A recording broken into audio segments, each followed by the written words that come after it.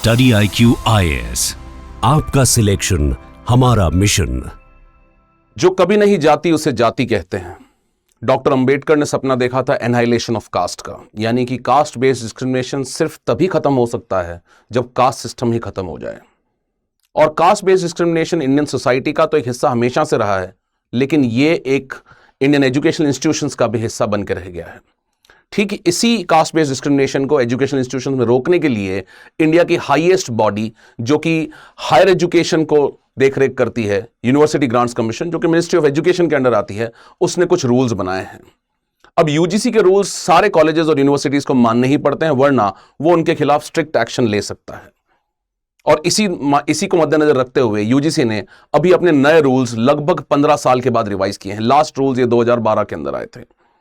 अब जैसे ये रूल्स यूजीसी ने रोल आउट किए हैं, इनके खिलाफ अपोजिशन शुरू हो गया और इसकी वजह से कहते हैं कि एक कंट्रोवर्सी क्रिएट हो गई है। और ये कंट्रोवर्सी उन लोगों ने क्रिएट नहीं की है जिनके लिए रूल्स बने हैं, बल्कि जनरल कैटेगरी के कैंडिडेट्स जो कि अपोज्ड हैं इन रूल्स के, उनका कहना है इसकी वजह से उनके खिलाफ एक बहुत डिस्क्रिमिनेटरी माहौल बन जाएगा। ऑल्दो रूल्स का मेन लॉजिक ये है कि ये SC ST और OBC के लोगों को प्रोटेक्ट करेंगे, लेकिन जनरल कैटेगरी के लोगों का इनके प्रति एक रिजर्वेशन है और उनका एक प्रति का एक तरह का उसके खिलाफ ये आंदोलन कर रहे हैं। और ये आंदोलन दिल्ली में, आगरा में, लखनऊ में कई जगह शुरुआत इनकी हो चुकी है और कई जगह न्यूज आर्टिकल्स भी आपने देखे होंगे। और इसी को मद्देनजर रखते हुए गवर्नमेंट वापस से इन रूल्स के ऊपर एक नजर फिर से फिराएगी ताकि क्या वो इसके अंदर कोई बदलाव ला सकती है। तो आखिर जानते हैं ये क्या मुद्दा है, कहां से शुरू हुआ और ये कंट्रोवर्सी किस चीज से रिलेटेड है। तो देखिए, हुआ कुछ यूं कि सुप्रीम कोर्ट ने 2025 में एक PIL के मद्देनजर रखते हुए यूजीसी को ये रूल्स को रीडिफाइन करने के लिए कहा। और ये PIL फाइल की थी दो बहुत ही फेमस केसेस के बेसिस पे। रोहित वेमुला हैदराबाद यूनिवर्सिटी में इन्होंने सुसाइड की थी, एक OBC कैंडिडेट थे। और ठीक इसी तरह से पायल तड़वी मुंबई नयर मेडिकल कॉलेज में उन्होंने सुसाइड की थी। She belong to an SC category. Now both of these candidates when they committed suicide, it led to widespread protests against discrimination in the universities। और इन्हीं के मद्देनजर रखते हुए इनकी माओ ने सुप्रीम कोर्ट के अंदर एक PIL दायर की। जब उन्होंने PIL दायर की तो सुप्रीम कोर्ट ने यूजीसी को डायरेक्ट किया कि आप इन डिस्क्रिमिनेशन को रोकने के लिए क्या रूल्स बना रहे हैं, और अगर रूल्स बनाए हुए हैं तो आप उन्हें अपडेट क्यों नहीं कर रहे हैं। ठीक इन्हीं को मद्देनजर रखते हुए यूजीसी ने रूल्स बनाया। अब यूजीसी ने क्या रूल्स बनाया है? यूजीसी ने एक रूल बनाया है इक्विटी कमिटी का। इक्विटी कमिटी क्या है? Equity committee basically is going to look into all the complaints related to discrimination against SCs, STs और OBCs in university campuses and colleges। यानी कि इक्विटी कमेटी बनेगी, उस इक्विटी कमेटी के अंदर कोई भी SC, ST और OBC का कैंडिडेट जाके कंप्लेन कर सकता है अगर उसके खिलाफ कोई डिस्क्रिमिनेशन हुआ है। अब इसके अंदर कुछ जो इंपॉर्टेंट पॉइंट्स ये हैं कि इस इक्विटी कमेटी के मेंबर्स कौन कौन होंगे। इसके अंदर mandatorily there should be members from SC community, there should be members from ST community, and there should be members from OBC community, and besides that there has to be mandatory candidates from women as well as disabled sections, meaning इन सभी वर्गों से society के इन सभी sections का representation उसके अंदर mandatory है। मतलब क्या मैंडेटरी नहीं है? जनरल कैटेगरी के कैंडिडेट्स का रिप्रेजेंटेशन इस इक्विटी कमेटी के अंदर मैंडेटरी नहीं। मैंडेटरी का मतलब है कि होने ही चाहिए, जरूरी नहीं है। अब इसकी वजह से एक कंट्रोवर्सी क्रिएट होती है, लेकिन इसके अंदर उन्होंने डिफाइन कैसे किया है कि डिस्क्रिमिनेशन क्या होता है। तो उन्होंने देखा कि किसी भी तरह का अगर डायरेक्ट या इनडायरेक्ट डिस्क्रिमिनेशन हो रहा है स्टूडेंट के अगेंस्ट, तो that can be put forward as a complain in front of the equity committee. दूसरा, अगर किसी स्टूडेंट की डिग्निटी के ऊपर क्वेश्चन आ रहा है तो भी एक कंप्लेन एंटरटेन की जा सकती है। इस कंप्लेन को 24 आवर्स के अंदर रजिस्टर करना होगा और 15 डेज के अंदर उसके ऊपर रिपोर्ट देनी होगी। मतलब पहला, इक्विटी कमेटी के अंदर मेंबरशिप डिसाइडेड है। दूसरा, हु कैन कंप्लेन। तीसरा, टाइम बाउंड मैनर के अंदर it is going to dispose all the complaints that are filed against the equity committee related to SC, ST and OBC related discrimination. Now why has or what was the need for bringing about these rules by the UGC? तो देखिए, UGC ने एक report publish की थी और ये report उन्होंने supreme court और पार्लियामेंट्री कमेटी को सबमिट की। उस रिपोर्ट में उन्होंने माना है कि overall the complaints related to SC, ST and OBC discrimination have increased by about 118% in the last 6-7 years. यानी कि 6-7 साल के अंदर लगभग 118% ग्रोथ हुई है SC, ST, OBC discrimination related complaints की। इसी को मद्देनजर रखते हुए सुप्रीम कोर्ट ने उन्हें डायरेक्ट किया कि you now form the rules to end this kind of discrimination at the university and the colleges level. What can happen if a college is found not to take action in this regard? मान लीजिए कि कोई college in rules को implement नहीं करता है। अगर वो इन रूल्स को इंप्लीमेंट नहीं करता है, यूनिवर्सिटी उनकी मान्यता रद्द कर सकता है, यानी कि उनके एक्रेडिशन को वो कैंसिल कर सकता है, और दूसरा उनकी फंडिंग को भी विथहोल्ड कर सकता है। क्यों? क्योंकि यूजीसी एक बहुत ही पावरफुल बॉडी है जिसके अंदर बहुत सारी पावर्स हैं हायर एजुकेशन को कंट्रोल करने की। साथ के साथ ही आप देखिए कि इन्हें रोल बैक करने के लिए कई लोगों ने प्रोटेस्ट स्टार्ट कर दिए हैं, और ये protest generally general category candidates की तरफ से हैं। तो देखिए, एक तरफ तो इनका फायदा हो रहा है एससी एसटी और ओबीसी कैंडिडेट्स को, लेकिन जनरल कैटेगरी के जो कैंडिडेट्स हैं वो इससे कहीं ना कहीं नाखुश है। वो क्यों नाखुश हैं, इस रिलेटेड अगर हम बात करें तो देखिए, पहला जो उनका आर्ग्यूमेंट है against these rules is first कि जो इक्विटी कमेटी बनी है उस इक्विटी कमेटी के अंदर जनरल कैटेगरी का कैंडिडेट होना मैंडेटरी नहीं है, यानी कि जो डिसाइड करेगा कि क्या ये कंप्लेन के ऊपर क्या एक्शन होना चाहिए और ये कंप्लेन एंटरटेन भी होनी चाहिए नहीं होनी चाहिए, उसके अंदर कोई भी जनरल कैटेगरी का कैंडिडेट नहीं है।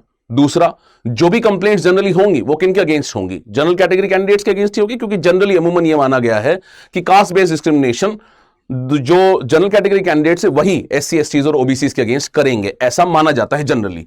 तो देखिए, इसके अंदर एक कंफर्मेटरी बायस होता है, यानी कि अगर मेंबर्स भी एससी एसटी और ओबीसी कम्युनिटी से होंगे और कंप्लेन करने वाले भी एससी एसटी और ओबीसी कम्युनिटी से होंगे तो देखिए जो डिसीजन होगा वो कहीं ना कहीं बायस होने के चांसेस हैं। यानी कि अगर रिप्रेजेंटेशन होता है एक ऑल्टरनेटिव पॉइंट ऑफ व्यू का by the representation of general category candidates in the equity committee, then it would have actually brought about some amount of equity. So this is the first concern.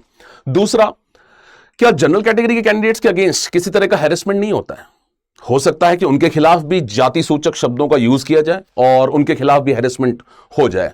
अगर ऐसा harassment होता है उसके प्रति कोई भी check and balance नहीं है, उनके प्रति कोई भी एंटीडोट नहीं है। क्यों? क्योंकि जनरली ये रूल्स में कंप्लेन सिर्फ एससी एसटी और ओबीसी के कैंडिडेट्स ही कर सकते हैं, यानी कि जनरल कैटेगरी कैंडिडेट्स जो कि कास्ट बेस्ड हैरेसमेंट फेस करे, क्योंकि हैरेसमेंट देखिए इंडिविजुअल फिनोमेना है, राइट? और कास्ट बेस्ड डिस्क्रिमिनेशन भी इंडिविजुअल फिनोमेना है, लेकिन उसका कहीं ना कहीं एक इंस्टीट्यूशनल बैकअप भी है, उसका एक कास्ट बेस्ड इंस्टीट्यूशनल बैकअप भी रहा है। तो देखिए, जनरल कैटेगरी कैंडिडेट्स जो कि एक हैरेसमेंट को फेस कर सकते हैं कास्ट के नाम पे, उनके लिए कोई भी इसके अंदर ग्रीवेंस रिड्रेसल मैकेनिज्म नहीं है।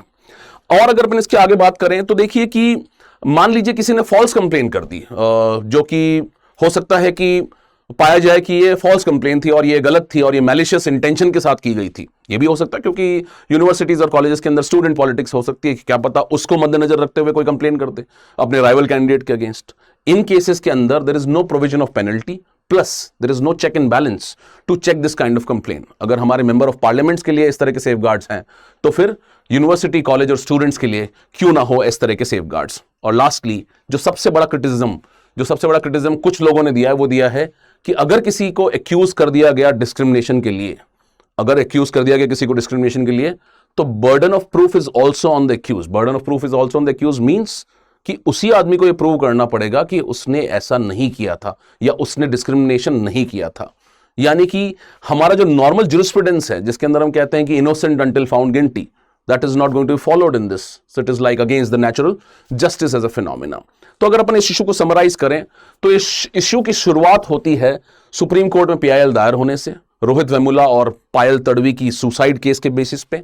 यूजीसी अपने रूल्स को रिफॉर्म करता है तकरीबन 15 साल के बाद में। इन रिफॉर्म के अंदर वो एक इक्विटी कमेटी एस्टैब्लिश करता है। इस इक्विटी कमेटी के एस्टैब्लिशमेंट के बाद में यूजीसी इसके अंदर मेंबरशिप मैंडेटरी करता है एससी एसटी और ओबीसी कैंडिडेट्स की। इस मैंडेटरी मेंबरशिप के बावजूद ये जनरल कैटेगरी कैंडिडेट्स की मेंबरशिप को उसके अंदर मैंडेटरी नहीं करता है। Plus time bound disposal of complaints का भी इसके अंदर प्रोविजन है।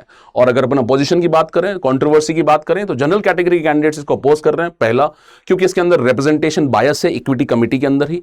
दूसरा, there is no provision for safeguarding any caste based harassment if it is faced by any general category candidate। और lastly, जो सबसे बड़ा criticism जो इसका माना जा रहा है वो ये है कि burden of proof is also on the accused। इसी के मद्देनजर रखते हुए आप देख रहे होंगे कई सारी सिटीज के अंदर इंडिया में प्रोटेस्ट शुरू हो गया है इन यूजीसी रूल्स के प्रति। अगर आप मेरे पीछे पोस्टर्स देख पा रहे हैं, इनके अंदर भी आपने देखा होगा कि पोस्टर्स कहते हैं काला कानून वापस लो, UGC should roll back these rules and the act related to these rules, right. लेकिन आखिर ये मुद्दा बार बार बढ़ के आगे क्यों आता है? जब भी इंडिया में कास्ट की बात होती है, जब भी इंडिया में रिजर्वेशन की बात होती है, तो ये एक कॉन्ट्रोवर्शियल इशू बन जाता है। तो अगर अपन देखें क्या कास्ट आज भी रेलेवेंट है? आपने देखा होगा कि कास्ट के बारे में लोग बात नहीं करना चाहते हैं। कई लोगों को लगता होगा कि कास्ट है भी या नहीं है समाज के अंदर। और भारत ने जब संविधान को अडॉप्ट किया था 1947 में, 77 साल पहले, 1950 में 77 साल पहले, जब ये कल ही हमने अपना रिपब्लिक डे मनाया है, तो तब हमने कोशिश की थी कि हम कास्ट बेस्ड डिस्क्रिमिनेशन को एंड करें। आर्टिकल हमने 17 ऐड किया ताकि हम अनटचेबिलिटी को अबॉलिश कर दें। लेकिन कहीं ना कहीं caste as an identity is still getting reinforced. Caste क्यों आज भी रेलेवेंट बनी हुई है? डे टू डे में अगर आप अपने आसपास लोगों को देखते होंगे, आप उनके साथ बैठते होंगे, क्या आप कभी उनकी जाति के बारे में चिंता करते हैं? क्या आप उनकी जाति के बारे में पूछते हैं? अर्बन एरिया में तो मोस्टली ऐसा नहीं होता है, रूरल एरिया में हो सकता है ऐसा होता हो, लेकिन अगर कास्ट इतनी ही अनइम्पॉर्टेंट हो रही है, तब भी कास्ट बार बार रिसर्फेस होकर इंडिया के अंदर क्यों आ जाती है? तो इसके कई कारण माने गए हैं। एक कारण इसका यह है कि caste as an identity is getting reinforced by the affirmative action provided by the constitution. क्योंकि मान लीजिए आप रिजर्वेशन की पॉलिसीज को अवेल करना चाहते हैं, तो आपको कास्ट बेस्ड सर्टिफिकेट बनाना पड़ेगा, कहीं ना कहीं आइडेंटिटी रीइंफोर्स होती है। दूसरा, वोट बैंक पॉलिटिक्स, यानी कि पॉलिटिशियंस कास्ट को एक बहुत बड़ा टूल यूज करते हैं ताकि वो इलेक्शंस को जीत सकें। दूसरा, न सिर्फ एज एन आइडेंटिटी और न सिर्फ as a political tool, caste कहीं ना कहीं डे टू डे रिचुअल्स में भी बहुत इंपॉर्टेंट है। जैसे आप देखिए, जनरली शादियां चाहे इंटरकास्ट शुरू हो गई हों, लेकिन फिर भी मेनली शादियां आज भी कास्ट के अंदर ही होती है, जिसे हम बोलते हैं कास्ट एंडोगेमी। और अगर आप देखें रिचुअल लेवल पे, तो रिचुअल लेवल पे कास्ट आज भी कहीं ना कहीं इंपॉर्टेंट है। जैसे कि आप अगर अपने सरनेम के ऊपर ध्यान दें, तो कहीं ना कहीं वो कास्ट को यूज करती है। आप सिर्फ अपना नाम यूज नहीं करते हैं, आप अपना कास्ट का नाम भी उसके अंदर यूज करते हैं। तो इन सभी चीजों को मद्देनजर रखते हुए कहीं ना कहीं ये डिबेट हमेशा चलती आई है कि क्या कास्ट आज भी रेलेवेंट है। और अगर अपन इन पॉइंट्स के थ्रू देखें, तो हमें लगता है कि हाँ, कास्ट आज कई सारे स्फीयर्स में तो डाइल्यूट हो चुकी है, लेकिन कई सारे स्फीयर्स में अभी भी रेलेवेंट है। जहां डाइल्यूट हो चुकी है वो है अर्बन एरियाज, जहां डाइल्यूट हो चुकी है वो है इकोनॉमिक एरियाज, क्योंकि मोस्टली जॉब्स के अंदर कास्ट नहीं दिखती आपको प्राइवेट सेक्टर में। लेकिन government by the way of affirmative action is in a way, indirectly, it is not intending to do that, but it is a kind of necessary evil that the government has to go through to provide affirmative action, right?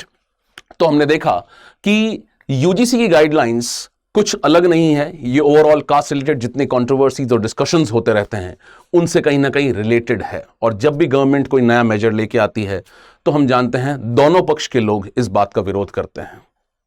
ठीक इसी तरह से जब caste census होगा, तो आप जानते हैं कि हो सकता है इसी तरह का विरोध फिर से देखने को मिले। I teach anthropology at Study IQ, and if you are willing to join the course on anthropology, please join me through this course, through this code, which is MSc Live. MSc Live code अगर आप use करेंगे, इसके description में आप जाके और आप enrol कर सकते हैं एंथ्रोपोलॉजी कोर्स में, क्योंकि एंथ्रोपोलॉजी के अंदर भी caste is an important topic that anybody should follow. तो हम वहां पे इसको और डिटेल में डिस्कशन करेंगे। People preparing for UPSC, take a note of this, that to get the best of the discounts, which is around 77%, you use the code MSc Live to enroll into the anthropology course and P2I course of Study IQ. Thank you. Study IQ IAS, आपका selection हमारा mission.